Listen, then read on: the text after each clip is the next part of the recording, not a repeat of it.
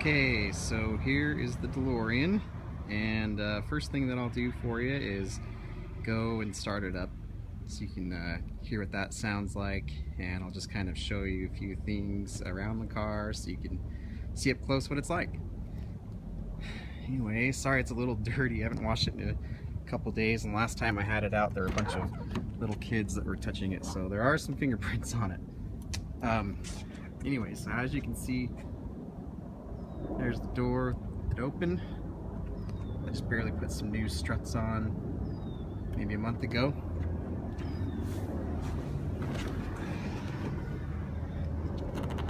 Closing the door is really easy.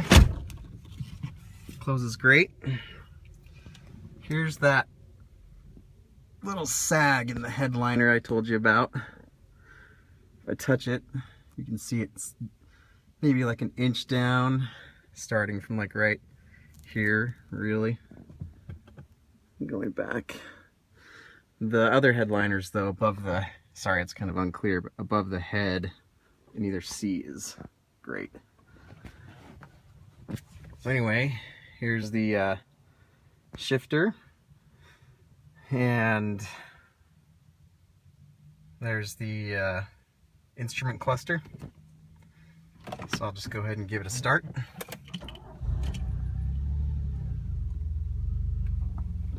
Starts right up immediately. It's always started up great, even when it's really cold outside,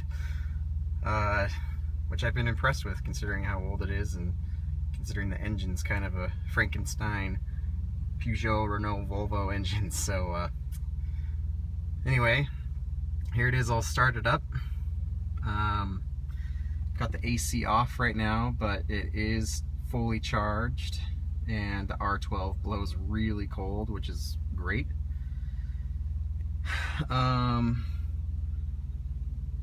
Just trying to give you a little view. The black plastic cap over here was gone when I bought the car. It looks like he just covered it up with a piece of metal, but I think that's fine. Cargo net still here. Alright, so now I'll open up the door again, and well, first I'll show you the windows.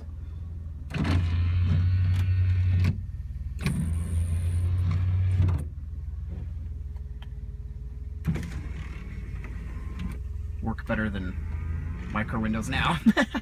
So let me open this up.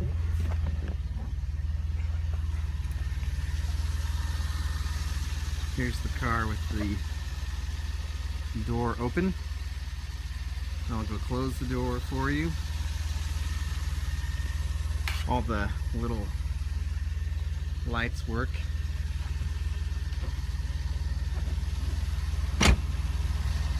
As you can see, it still goes together quite nicely. I've had it out in the rain only once, and that one time it didn't leak anything inside. And every time I've washed it, I haven't noticed any water on the interior either. So anyway, we'll go to the other side. I'll give you a little back view. You can kind of hear the engine.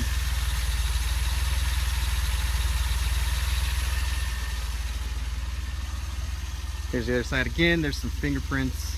I apologize, I didn't have time to wash it today before I took this, but easy to get off. It's just, I just wash it with dish soap. So okay, so here's the handle. As you can see here, sealed very nicely. I do have brand new weather stripping for the car that I just have never put on. It's still in the box, so I'll include that of course, but with how it is, it's worked fine for me. Pop open the door and it's great. The little lights. And here's the passenger area. So you can see the passenger seat especially is really perfect. There's no yellowing or discoloration at all. In fact, there's no discoloration or yellowing anywhere on the interior. Like we were saying yesterday, there are those scratches that I was talking about from whoever's pants had those rivets on them.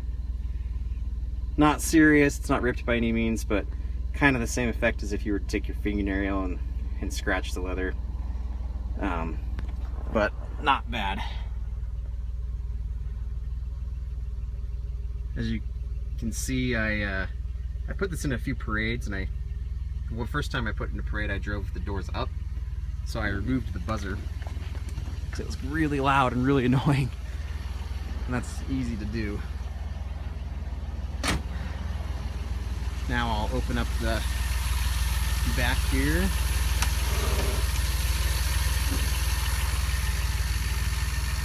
Pretty great. Now I'll open up the engine compartment, which is, you open up the door and then the latch to pull the engine open is right there.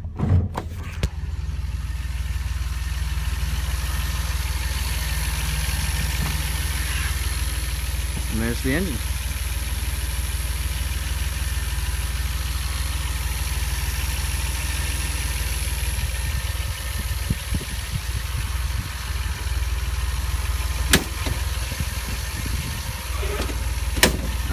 You see, last but not least, you wanted to see underneath the floor mats. So just give me a moment and I'll pull these out. These are floor mats right from DMC, Texas. I like the black on the gray.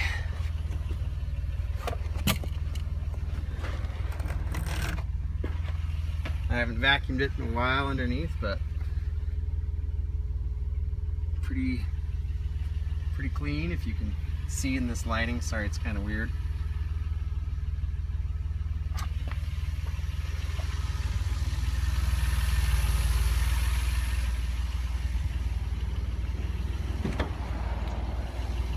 And then for this side,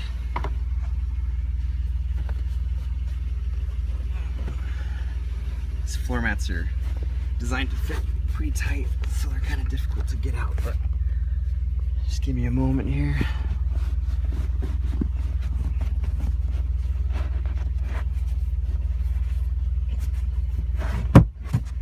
There we go.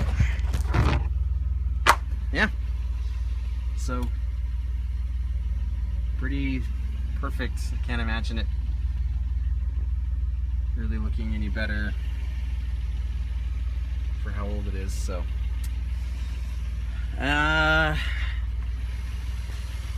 So anyway, new tires, like I said, they might have, like, I think I've really only put like 500 or maybe 600 miles on this thing, and I put tires on it brand new when I got it. So, new tires all around, and the iBox suspension is on, and great. I actually just 2 weeks ago got it aligned to make sure that everything was perfect for whoever bought it. So over here, away from the car, I have this car cover. It's actually a Mercedes car cover that the original owner had with it, but it fits it really well. I have the original owner's manual here, the DMC technical information manual, and this big fat workshop manual from DeLorean 1. So all the information you'll ever need on how to fix this stuff is there, and I would certainly recommend the guys at DMC Texas or DMC Northwest or wherever you want to go. They're super knowledgeable, and big thanks to Toby at DMC Northwest for helping me out with all my many questions throughout the years. And then in here is just a bunch of extra just random parts that I have just in case it ever needs it. You know, just random stuff, like here's some ball joints if you ever need them, just extra hoses, blending pads, so just, you know, random stuff that I've just bought just to have in case. And oh, one thing when I was dusting it inside, and this is a common thing, is I wasn't mindful and I broke off the trip meter reset right there. So I ordered another one, and I have it in my possession.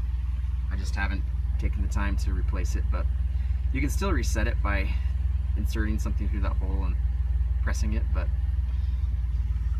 in any case, that was my bad, but apparently it was a common thing where they were kind of originally produced a little bit frail.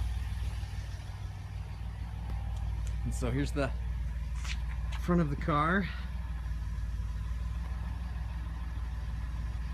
Sorry, it's a little out of focus. There we go.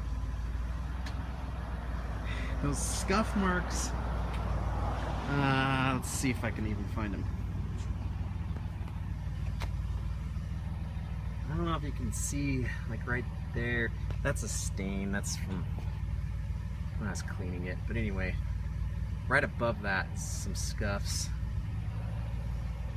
And right there, I don't know if you can see those, but there's some scuffs.